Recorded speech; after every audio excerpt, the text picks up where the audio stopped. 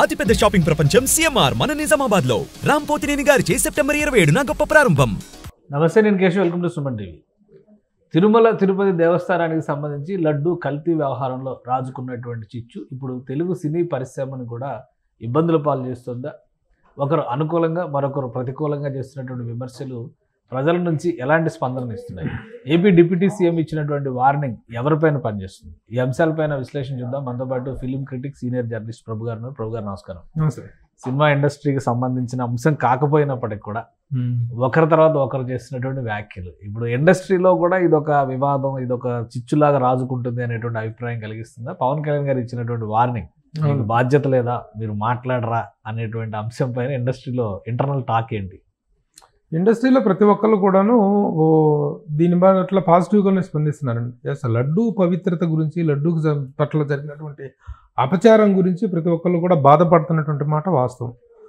చిన్న పెద్ద ప్రతి ఒక్కళ్ళు కూడాను దాని మీద సరైనటువంటి విచారణ జరగాలి, సరైనటువంటి ఎంక్వైరీ జరగాలి, దోషులుగా తేలినట్టు శిక్షించాలి అనేటువంటిది ప్రతి ఒక్కళ్ళు వ్యక్తం చేస్తున్న అభిప్రాయం. అందులో డౌట్ ఏమీ లేదు.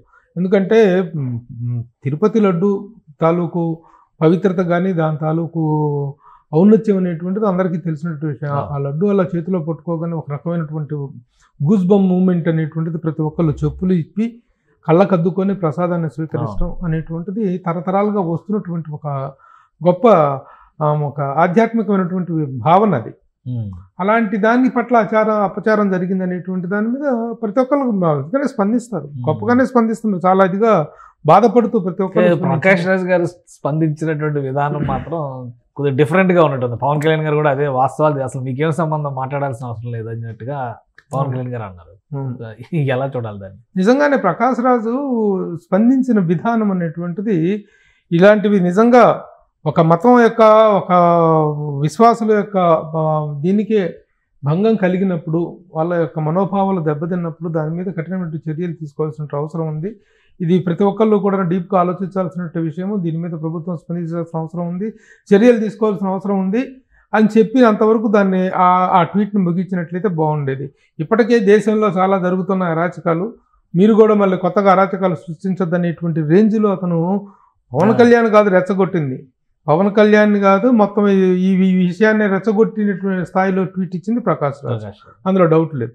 ఎందుకంటే అంతవరకు ట్వీట్ ఇచ్చాడు అనుకో, నిజంగా ఒక అపచారం ఇది మతానికే కాదు, ఇంకొక మతానికైనా సరే ఏదైనా అపచారం జరిగితే, ఇలాంటి అపచారం జరగటం అనేటువంటిది అందులో ఈ భారతదేశం లాంటి ఒక సెక్యులర్ కంట్రీలో ఇలాంటివి జరగటం అనేటువంటిది ఎంతో మత సామరస్యానికి పెట్టింది పేరు. నిజంగా ప్రపంచంలో ఎక్కడ కూడా ఇన్ని భిన్న మతాలు, భిన్న సంస్కృతులు, భిన్న నాగరికతలు లేనటువంటి ఒక సంకీర్ణమైనటువంటి సంక్లిష్టమైనటువంటి వ్యవస్థ భారతదేశంలో ఉంది. ఇలాంటి దాంట్లో ప్రట్లాడే ప్రతి మాట కూడాను ఆచితూచి మాట్లాడుకోవాల్సిన అవసరం ఉంది. ఇలాంటి సందర్భంలో ఒక మతం యొక్క పవిత్రత, ఒక మతం తాలూకు విశ్వాసాలు దెబ్బతిన్నాయి అనేటువంటి ఒక ఇది జరిగినప్పుడు మాట్లాడే ప్రతి మాట ఆచితూచి మాట్లాడాలి. కానీ అతను దీనికి ఇలా జరిగింది, ఇదే వేరే మతంలో జరిగితే ఊరుకుంటారా అనేటువంటిది తను ప్రశ్నించినప్పుడు ప్రశ్నిస్తున్న తప్పేలా అవుతుంది? ఈయన ఎలా ప్రశ్నించారు? పవన్ కళ్యాణ్ గారు సరిగా అర్థం చేసుకోలేదు. కావాలంటే మళ్ళీ ఏం అర్థం చేసుకోవాలి? ఏం ట్వీట్ మనము చదివాం, మీరు చదివారు, మేము చదివాం, దేశం అంతా చదివింది, ప్రపంచం అంతా చదివింది. ఏం అర్థం చేసుకోవాలి? ఇలా జరిగితే నిజంగా పవిత్రమైనటువంటి తిరుపతి లడ్డు విషయంలో అపచారం జరిగినట్లయితే అపచారం చేసినటువంటి వాళ్ళ దోషులను శిక్షించాలి, కఠిన చర్యలు తీసుకోవాలి అన్నంత వరకు నీ ట్వీట్ ఉంటే దాంట్లో అర్థం చేసుకోవడానికి అవకాశం ఉంది. అసలే దేశంలో రకరకాలుగా ఉన్నాయి, మీరు ఇంకా రెచ్చగొట్టద్దు అని కదా తను రెచ్చగొట్టింది. అది కదా ఎక్స్టెన్షన్. దాన్ని అంతవరకు ఎక్స్టెన్స్ చేసింది ఈయన కదా. అంటే రెచ్చగొట్టినట్ట ప్రశ్నిస్తే రెచ్చగొట్ట. పవన్ కళ్యాణ్ గారు అంతకు ముందర చేసినటువంటి ట్వీట్, ధర్మ రక్షణ బోర్డు ఏర్పాటు చేయాలి, ఇవన్నీ కూడా రెచ్చగొట్టేటువంటి అంశాలు. మీరే అధికారంలో ఉన్నారు, మీరే విచారణ జరిపించండి, దోషులు ఎవరో పట్టుకొని ప్రపంచానికి చెప్పండి. అదేగా జరుగుతుంది అదే కదా, అది జరిగేటువంటి ప్రక్రియలోనే కదా తను మాట్లాడింది. సనాతన ధర్మ పరిరక్షణ కోసం ఒక బోర్డును ఏర్పాటు చేయాలనేటువంటిది ఒక ఆలోచనని ఆయన తీసుకొచ్చారు. ఇలా జరిగిన వాళ్ళ మీద దోషులను శిక్షించాలి అన్నారు, దోషుల మీద కఠినమైన చర్యలు తీసుకోవాలి, ఇలా జరిగితే కరెక్ట్ కాదు, ఇదే కనుక ఇతర మతాల మీద జరిగితే ఊరుకుంటారా, కేవలం హిందూ ధర్మాన్ని మాత్రమే, సనాతన ధర్మం మీదనే మాత్రమే దాడి జరుగుతుంది అనేటువంటి అభిప్రాయాన్ని తను వ్యక్తం చేశారు. పవన్ కళ్యాణ్ అభిప్రాయాన్ని వ్యక్తం చేశారు. ఇలా జరగటం అనేది ఉపేక్షించరాని విషయం అనేటువంటి విషయాన్ని చెప్పారు. చెప్పినప్పుడు ఎస్ కరెక్టే, అది ఏ మతం వాడైనా అనాలిగా. అదే క్రైస్తవం మీద కానీ ఇస్లాం మీద కూడా జరిగితే ఎస్ ఇలా చేయటం కరెక్ట్ కాదు అనేటువంటిది ప్రతి హిందువు స్పందించాలి. ఏ మత విశ్వాసం కూడా దెబ్బతినకూడదు, ఏ మత విశ్వాసం కూడా కించపరచకూడదు, ఏ మతం కూడాను మాత యొక్క మనోభావం దెబ్బతినకూడదు అనేటువంటి భావన ప్రతి ఒక్కరూ ఇంకొక మతం మీద జరిగినప్పుడు అనాల్సినటువంటి ఇది ఉంది. అలా అనకపోగా ఆల్రెడీ చాలా జరుగుతున్నాయి, దేశమంతా అల్లకల్లోలంగా ఉంది, మళ్ళీ మీరు కూడా రెచ్చగొట్టద్దు అని రెచ్చగొట్టింది ప్రకాష్ రాజ్. ఏమి చెప్తాడు రేపు వచ్చి, ఏ సమాధానం చెప్తాడు? ఇంకా చాలా విషయాలు ఉన్నాయి. నేను 30వ తారీఖున వచ్చినాక ఏ విషయాలు మాట్లాడతారు చెప్పండి. మంచు ఫ్యామిలీ కూడా మంచు మోహన్ బాబు గారు ఒక లెటర్ రిలీజ్ చేశారు. ఆయన నేను బాధపడుతున్నాను ఈ సందర్భాన్ని చూసి అని చెప్పని ఆయన చెప్పారు. అలానే మంచు విష్ణు గారు ఇప్పుడు మా ప్రెసిడెంట్ ఆయన కూడా ప్రకాష్ రాజ్ని ట్యాగ్ చేస్తూ దానికి రిప్లై ఇచ్చారు. దానిపైన ఏమంటారు మీరు? ప్రకాష్ రాజ్ గారు దానికి రిప్లై కూడా ఇచ్చారు. శివయ్య అని ఇది పెట్టి okay Shivayya, I have my perception, you have yours noted అని చెప్పని పెట్టారు. సో అంటే అది ఉద్దేశపూరితంగా ప్రకాష్ రాజ్ కవ్విస్తున్నాడా ఇండస్ట్రీలో? ఇక్కడ మరి అదే కనిపించింది. ఎందుకంటే ప్రతి సందర్భంలో కూడాను ఇలాంటి సందర్భాల్లో ఆ కవింపు చర్యగానే కనిపిస్తుంది తప్ప ఇప్పుడు నువ్వు అంతవరకు నువ్వు మాట్లాడినట్లయితే S Prakash Raj stood for the cause అనేటువంటిది వస్తుంది. నువ్వు రెచ్చగొడుతున్నావు, ప్రశ్నించడమే రెచ్చగొడతాం. అయితే నువ్వు ఎన్ని ప్రశ్నలు సంధించావు? ఎన్ని ప్రశ్నలు ప్రకాష్ రాజ్ సంధించాడు? అది రెచ్చగొడతాం అవుతుందా? నిలదీయటం రెచ్చగొడతాం అవుతుందా? నిలదీయటం ఒక సామాన్యుడి హక్కు అనేటువంటి విషయం నీకు తెలియదా? ఆయన స్ట్రెంత్ ఏంటి అంటే ఇండస్ట్రీలో ఒక వర్గానికి ఆయన నాయకుడిగా నిలబడేటువంటి ప్రయత్నం ఇది, లేదంటే ఆయనకు మద్దతు ఉందా ఇండస్ట్రీలో? అందరూ ఇప్పుడు నిన్న కాదు కార్తీ గురించి నిన్న పవన్ కళ్యాణ్ గారు ఒక స్టేట్మెంట్ ఇవ్వగానే ఆయన రియాక్ట్ అయ్యాడు, అపాలజీస్ చెప్పారు. ఆ ఇన్సిడెంట్ ఆడియో ఫంక్షన్ లో లడ్డూ గురించి వచ్చిన కామెంట్స్ తర్వాత సూర్య కూడా రియాక్ట్ అయ్యారు. ఆయన 3 రోజులు దీక్ష చేస్తున్నానని కూడా ఆయన పెట్టారు. ఒకవైపు నుంచి ఆ రియాక్షన్ ఒక విషయం కనుక అపార్థాలకు దారి తీస్తుంది, ఒక చిన్న డిస్టర్బెన్స్కి సామాజిక పరమైనటువంటి డిస్టర్బెన్స్కి దారి తీస్తుందన్న విషయం గ్రహించినప్పుడు యాక్చువల్గా నిజంగా తప్పు లేదు కార్తీ మాట్లాడిన దాంట్లో. ఆ ర్యాంకరు ఏదో లడ్డూ కావాలని ఆయన అనేటువంటిది మనకు ఎప్పటి నుంచి ఒక యాడ్, ఒక పాపులర్ యాడ్, లడ్డూ కావాలని ఆయన అని. ఆ లడ్డూ ప్రస్తావన ఇప్పుడు లడ్డూ సంగతి ఎందుకమ్మా అని తను అంటాం. ఈ లడ్డూ వివాదం చాలా తీవ్ర స్థాయిలో జరుగుతున్న నేపథ్యంలో తను లడ్డూ వద్దమ్మా, దాని ప్రస్తావన వద్దు అని ఆయన అన్నాడు. తను అంతే తప్ప తను తప్పుగా మాట్లాడింది ఏమి లేదు కార్తీ. అయినా సరే అప్పుడు ప్రస్తుతం ఈ వివాదాస్పద సమయంలో ఆ ప్రస్తావన తీసుకురావటం కానీ ఆ ప్రస్తావన మాట్లాడటం కానీ కరెక్ట్ కాదనేటువంటి విషయం పవన్ కళ్యాణ్ ప్రస్తావించగానే వెంటనే రిలీజ్ అయ్యి చాలా గొప్పగా స్పందించి అన్నదమ్ములు ఇద్దరూ కూడాను చాలా గొప్పగా స్పందించి వాళ్ళు క్షమాపణ చెప్పడమే కాకుండా నేను దీక్ష తీసుకుంటానని సూర్య చెప్పడం, that is the right attitude. ఒక పవన్ కళ్యాణ్ గారు కూడా మళ్ళీ దానికి మంచి రిప్లై ఇచ్చారు. మీరు ఇమీడియట్ గా రియలైజ్ అవటం కానీ రియాక్ట్ అవటం కానీ చాలా బాగుంది. దాంట్లో ఒక నిజాయితీ కనిపిస్తుంది, దాంట్లో ఒక హానెస్టీ కనిపిస్తుంది, ఒక బాధ్యత కనిపిస్తుంది. కానీ ఇది రెచ్చగొట్టేసి ఎందుకు మోహన్ బాబు గారు రాసినా, విష్ణు రాసినా, ఇంకెవరు రాసినా, నేను మాట్లాడినా సరే రేపటి రోజున మీరు వచ్చి ఇచ్చే వివరణ ఏంటి? ఏ వివరణ ఇస్తారు? అది జరుగుతున్నటువంటి విచారణ జరుగుతుంది. దాని మీద ఒక ఎంక్వైరీ కమిషన్ వేయటం, సిట్టు వేయటం కూడా జరిగింది. దాని మీద వస్తే కోర్టు దోషులు శిక్షించండి అని చెప్పడం వరకే ఒక బాధ్యత కలిగిన వ్యక్తి చేయాల్సిన పని తప్ప ఆల్రెడీ చాలా జరుగుతున్నాయి. మీరు దీని మీద ఇచ్చే అసలు ప్రకాష్ రాజ్ గారి మానసిక స్థితి కానీ ఆయన ప్రవర్తన కానీ ఆయన ఏంటి నాస్తికుడా, హేతువాద, లేదా రాజకీయంగా బీజేపీ వ్యతిరేకగానే చూడాలి? అది బీజేపీ వ్యతిరేక అనేటువంటిది, మోడీ వ్యతిరేక అనేటువంటిది ప్రపంచం అంతా తెలిసిన విషయం. మోడీ వ్యతిరేకత ఉండొచ్చు, మోడీ విధానాన్ని ప్రశ్నించవచ్చు, మోడీ చేసిన తప్పులుంటే ఆయన నిలదీయచ్చు. ప్రశ్నించడాన్ని ప్రశ్నించకూడదు కదా నువ్వు. పవన్ కళ్యాణ్ ప్రశ్నించడాన్ని నువ్వెలా ప్రశ్నిస్తావు? You are coming across the freedom of Pavan Kalyan. Pavan కళ్యాణ్కే కాదు, కొన్ని కోట్ల మంది హిందువుల మనోభావాలకి సంబంధించిన ఒక విషయంలో నువ్వు అడ్డందిడ్డంగా మాట్లాడి రేపు వచ్చి ఏం మాట్లాడుతావు చెప్పు? నాకు కూర్చొని మాట్లాడండి. ఈ విషయంలో ఏం మాట్లాడతావు? అంటే ఆయన నాస్తికుడా ప్రకాష్ రాజ్? అది నాస్తికుడా ఆస్తికుడా అనేటువంటిది పక్కన పెట్టి, ఆస్తికత్వానికి సంబంధించిన విషయం కాదు ఇది. నాస్తికుల భావావేశం వేరు, ఆస్తికుల భావావేశం వేరు, అది వేరు, అది ఆ కాన్సెప్ట్ కూడా కాదు. ఇలాగ మాట్లాడితే మాత్రం ఇది అరాచకవాదం అవుతుంది.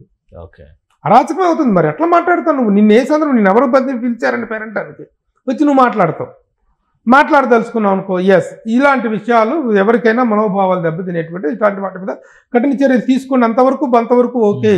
But you have given an extension to this. దేశం అంతా ఇదిగా ఉంది, మీరు కూడా దాన్ని రెచ్చగొట్టద్దు అనేటువంటి మాట. రెచ్చగొట్టాడా? పవన్ కళ్యాణ్ రెచ్చగొట్టాడా? పవన్ కళ్యాణ్ ప్రశ్నించాడు. ప్రశ్నించడం రెచ్చగొడతాం అయితే మీరు ప్రశ్నించిన కొన్ని వందల ప్రశ్నలు రెచ్చగొడతాం కిందకే వస్తాయిగా. మరి మీరు రెచ్చగొడతానట్టేనా? That is what my question is. మహానటుడు ప్రకాష్ రాజు వ్యక్తిగతంగా నాకు చాలా చాలా చాలా చాలా ఇష్టమైనటువంటి వ్యక్తి. నేను తనకు చాలా ఇష్టమైనటువంటి వ్యక్తిని.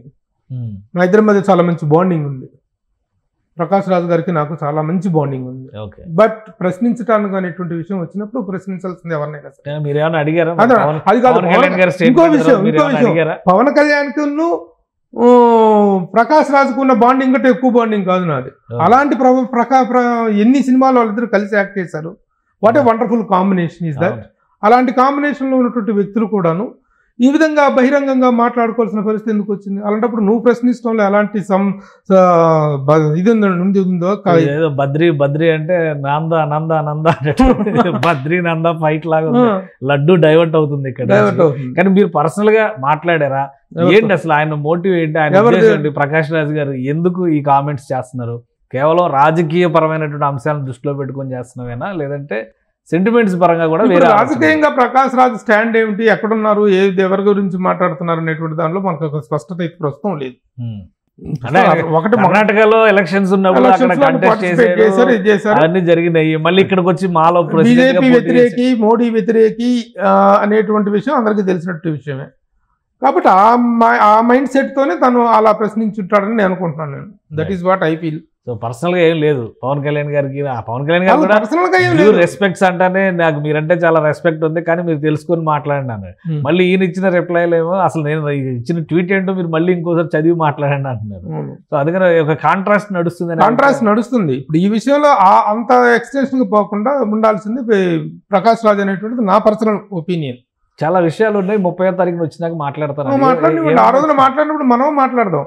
ఏ విషయాల మీద తను కాంట్రాడిక్ట్ చేశాడు, ఏ విషయాల్లో పవన్ కళ్యాణ్ రెచ్చగొట్టాడు, ప్రశ్నించడం రెచ్చగొడతాం అవుతుందా అనేటువంటి విషయం మనం ఆ రోజున కూడా ఎందుకంటే కులంకుషంగా మాట్లాడదాం. ఈ సందర్భంగా కూడా ఇంకో విషయం పవన్ కళ్యాణ్ గారి పాయింట్ ఆఫ్ వ్యూలో కూడా చెప్పదలుచుకుంది ఒకటి ఉంది.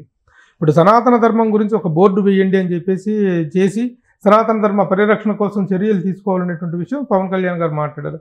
సనాతన ధర్మ పరిరక్షణ కోసం ఆ హిందూ ధార్మిక సంస్థలు కానీ దానికి సంబంధించినటువంటి వ్యక్తులు కానీ నిజంగా సీరియస్గా తీసుకోవాల్సిన సందర్భం ఉంది. ఎందుకంటే అవతల మతాల వాళ్ళని కాదు, మనలో మనమే ప్రశ్నించుకునేటువంటి పరిస్థితి ఎదురు కాకూడదు. ఈ రోజున మన జరిగినటువంటి వినాయక నిమజ్జన కార్యక్రమాల్లో కానీ వినాయక ఉత్సవాల్లో కానీ జరిగినటువంటి వీటిలో జరిగినటువంటి అపచారాలు కూడా మనం విశ్లేషించుకోవాల్సిన అవసరం ఉంది. హిందూ సామాజిక ధర్మం మొత్తం, హిందూ సమాజం మొత్తం ప్రశ్నించుకోవాల్సిన అవసరం ఉంది. అంటావా మావా అంటావా అని మా పాటలు పెట్టుకొని డ్యాన్స్లు వేసి విచ్చలవిడిగా ఎగిరి గంతులేసినటువంటి దౌర్భాగ్య పరిస్థితిని మనం చూసాం. ఇలాంటి వీటిని ఎదుటి వ్యక్తులు ప్రశ్నించే స్థాయికి ఒక మతం తాలూకు ఆచారం కానీ, ఒక మతం తాలూకు ధర్మం కానీ, ఒక మతం తాలూకు ఔన్నత్యం కానీ ఉండకూడదు. అలాంటి వాటి విషయంలో కూడా ఈ ధార్మికమైనటువంటి తను ఏదైతే బోర్డు సనాతన ధర్మ పరిరక్షణ కోసం తను ఎంత గుడి మెట్లని శుద్ధి చేసుకుంటూ వచ్చే ఒక అపచార దీక్ష అయితే తను తీసుకున్నాడో ఆ సీరియస్నెస్ అనేటువంటిది ప్రతి ఒక్కరిలో కలిగేటువంటి ఒక అవేర్నెస్ కావడానికి పవన్ కళ్యాణ్ మరి ఆ నిర్ణయం తీసుకున్నాడు. అది ఇంకా జరగాలి, ఇంకా స్ట్రిక్ట్గా జరగాలి. ఇలాంటి ప్రకాష్ రాజు లాంటి వాళ్ళు కానీ, ఇతర మతాలకు సంబంధించినటువంటి వాళ్ళు కానీ హైందవ మత ఔన్నత్యాన్ని ప్రశ్నించేటువంటి అవకాశం ఇవ్వకుండా చూడాల్సిన బాధ్యత ప్రతి హిందువు మీద ఉంది. ప్రకాష్ రాజు గారికి ఇండస్ట్రీలో ఎవరి మద్దతు అయినా ఉందా ఈ విషయంలో? ఏమి లేదు. 30వ తారీఖు తర్వాత ఇంకొక సీక్వెల్ చూసే అవకాశం కనిపిస్తుంది. ఇప్పుడు ఎవరి మద్దతు కోసం ఎవరు ఇప్పుడు దీని గురించి మొత్తం మద్దతు లేకపోయినంత మాత్రాన్ని ప్రకాశ్ అయితే చేస్తారనేటువంటిది కాదు. ప్రకాష్ రాజుని మద్దతు అనేటువంటిది ఎవరి మనోభావాలకు సంబంధించిన మద్దతు వస్తారేమో రేపు పొద్దున ఆయన వచ్చేసి ఆయన గొప్పగా స్టేట్మెంట్ ఇచ్చేసి ఇది చేస్తే. ఇదే అపచారం వేరే మతంలో కూడా జరిగితే మీరు ప్రశ్నించకుండా ఉంటారా? ఇతర మతాల యొక్క విశ్వాసాలను దెబ్బతీసే విధంగా ప్రవర్తిస్తే మీరు ఊరుకుంటారా? అలాంటిది హిందూ మతం మీదనే, హైందవ ధర్మం మీదనే, సనాతన ధర్మం మీదనే దాడి జరుగుతున్నప్పుడు ఎందుకు ఉపేక్షించాల్సిన పరిస్థితి అనేటువంటి ప్రశ్నకి ఎవరు ఏ సమాధానం చెప్తారో చూద్దాం. Let us wait and see. Right. Thank you Prabhu garu మీ విశ్లేషణ అందించినందుకు. ఇది హిందూ ధర్మం విషయంలో జరుగుతున్నటువంటి చర్చ బద్రీ వర్సెస్ నందాగా మారుతుంది. ముఖ్యంగా ఫిల్మ్ ఇండస్ట్రీలో చేసినటువంటి కామెంట్స్, ఫిల్మ్ ఇండస్ట్రీలో ఉన్నటువంటి వాళ్ళు చాలా వరకు కూడా తిరుమల లడ్డూ విషయంలో జరిగిన అపచారాలపైన కొంత ఆందోళనకరంగానే ఉన్నారనేది ప్రభు గారు చెప్తున్నటువంటి విశ్లేషణ. కానీ ప్రకాష్ రాజ్ గారు చేస్తున్నటువంటి వ్యాఖ్యలు మాత్రం లేనిపోని దుమారాలు సృష్టిస్తున్నాయి. ఇక 30వ తారీఖు తర్వాత ఆయన వచ్చినప్పుడు ఏ అంశాలు ప్రస్తావిస్తారు, ఇది మళ్ళీ ఏ మలుపు తీసుకుంటుంది అనేది కొంత ఆసక్తిని రేకెత్తిస్తున్నటువంటి అంశం. ఇది స్పెషల్ డిస్కషన్. Keep watching.